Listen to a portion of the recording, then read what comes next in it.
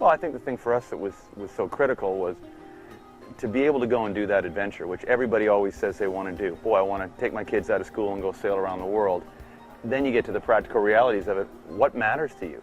And I've been sailing for over 40 years. And when my wife and I first got married, we lived on a boat. So we had enough experience to know what the key things were.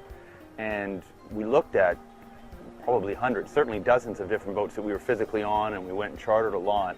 And we narrowed it down to the key things that Tenaz has that nobody else did, which was, first off, fabulous outdoor space. So this cockpit that I'm sitting in now is the only one I've seen on any super yacht anywhere that has 3 distinct areas. You've got a great dining area right behind me where I'm sitting here. You've got this tremendous U-shape where you can have a dozen or 20 people and it's totally comfortable. Then the nav station's behind it, and then a whole aft deck. And the truth is, you come on a sailboat because you want to be outside. And so you've got this great outdoor space, yet we've got this terrific canopy on top that's completely open like it is today, but can also be nicely covered in depending on the weather or what's going on with rain or whatever, and it works perfectly the whole time. Other things that were really critical for us that were so hard to find, even though I thought it was going to be easy when you're saying, well, I'm going to go get a super yacht, was can I really get 4 staterooms that work? And to have 4 staterooms and then not have to make a lot of other sacrifices, because these boats are all a series of compromises. And so to have the 4 staterooms, still have terrific crew quarters. I mean, when you look at it, there's 7 ensuite cabins on the boat. So you've got to have a comfortable crew space as well, because if they're going to be with you on a long trip, if they're not happy and comfortable, it's that much harder. But without giving up too much of the stateroom, because that's where you're going to live. On top of that, having a real engine room, a proper stand-up engine room, it's amazing to me how many of the super yachts seem to just trade that off completely. And if you're going to go on these long trips and you're going to spend a lot of time on the boat, that engineering section and that engine room becomes absolutely critical. So, full stand-up engine room, lots of room for stores, lots of room for spare parts, the workbench to work on things. It just meant that even when we're out in the middle of nowhere in Raja Ampat in an Indonesian jungle, that if there was a problem with something, we could fix it and we could keep going. So that was crucial for us. For me, another key area was, the master stateroom.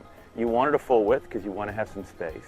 That also gives you the ability to have your own area, because again, when you're on a long passage, or even when you're out with a whole bunch of friends, everybody at some point wants to have their own space. So you want great cabins, but for you in the owner's stateroom, you want that extra space. And so that was important for us. And when I went traveling, with a very minor modification, it became an office as well. We moved one of the couches, I had a full office. We have 3 different complete communication systems. We've got the BGAN, we've got Fleet, we've got the SatNav, or the SATCOM. And so no matter where I was in the world, constant communication, full ability to be downloading my emails and staying in touch, doing video conferencing.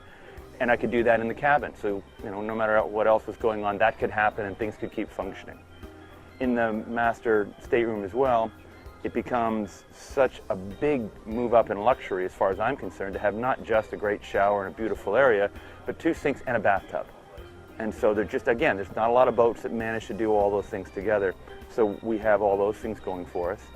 And then another area that was really, really important in looking for is, can you have those spaces, not just the great cockpit area outside, but also inside? So we've got the 2 levels, you've got a couple of different dining options, and you also have your living room space that functions very well. And Ed Dubois did such a terrific job in the design here that the huge windows that are his signature wrap right around and come all the way forward to just before the galley, so that natural light is flowing all the way down.